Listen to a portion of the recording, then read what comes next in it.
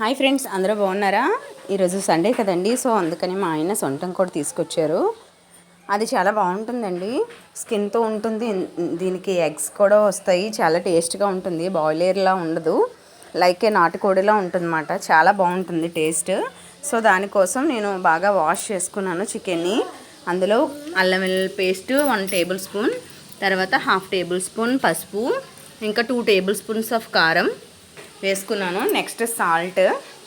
నేను ఆచి గరం మసాలా వాడతానండి, సో ఆ మసాలా, ఇంకా ప్లెయిన్ గరం మసాలా కూడా, చికెన్ మసాలా వేసాను, ఇంకా మసాలా కూడా వేసానండి 2. ఇదొక స్పూన్ అదొక స్పూన్ వేసాను. చాలా బాగుంటుంది అండి. కొంచెం నీచు వాసనలా ఎక్కువగా అనిపిస్తుంది ఈ చికెన్ అనేది, ఎగ్తో ఉంటుంది. సో స్మెల్ కూడా కొంచెం ఎక్కువగా ఉంటుందని దాన్ని డామినేట్ చేయడానికని నేను 2 గరం మసాలా వేసుకున్నాను. మీకు వీలైతే హోల్ గరం మసాలా ముద్ద నూరు కూడా వేసుకోవచ్చు, చాలా బాగుంటుంది. సో నాకు వీలవ్వక నేను ఇలా పౌడర్స్ అనేవి, మసాలా అనేది వేసాను. చాలా టేస్టీగా ఉంటుందండి ఈ చికెన్ అనేది. ఎప్పుడు రెగ్యులర్గా మనము బాయిలరే ఎక్కువగా ఇప్పుడు ఈ కాలంలో తింటూ ఉంటున్నాం కదా, సో అప్పుడప్పుడు ట్రై చేయండి. ఇది కూడా చాలా బాగుంటుంది, స్కిన్తో చాలా బాగుంటుంది. ఎగ్స్ కూడా ఇంక్లూడ్ అవుతాయి, టేస్ట్ ఇంకా బాగుంటుంది, దానికన్నా డబల్ టేస్ట్ వస్తుంది.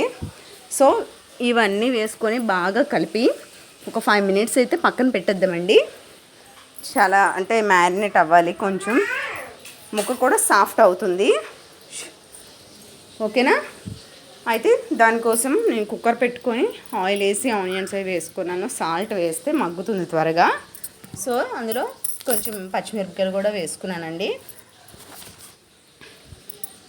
ఇవి కొంచెం మగ్గిన తర్వాత నెక్స్ట్ మ్యారినేట్ చేసిన చికెన్ని దీంట్లో వేసి మగ్గించాలండి.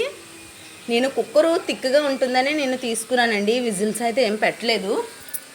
అలా మూత పెట్టేసి మగ్గిస్తే సరిపోతుంది, కానీ కొంచెం గట్టిగానే ఉంటుందండి, చూసుకోండి. నేనైతే కొంచెం ఎక్కువ టైం అయినా సరే కుక్కర్లో పెట్టకుండా జస్ట్ అలాగా మగ్గించానండి.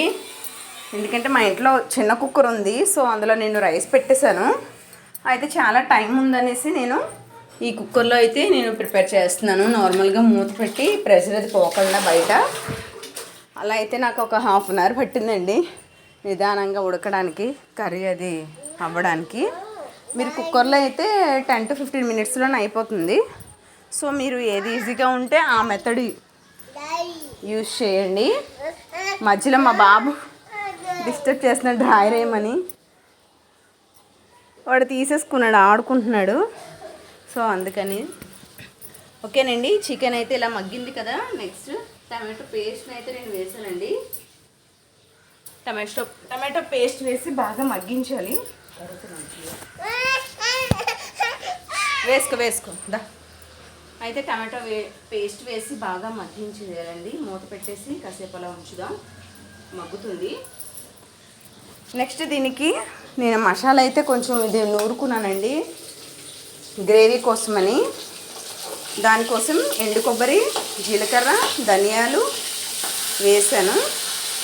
అది పేస్ట్ చేసి చికెన్లోనైతే యాడ్ చేసుకుంటున్నాను.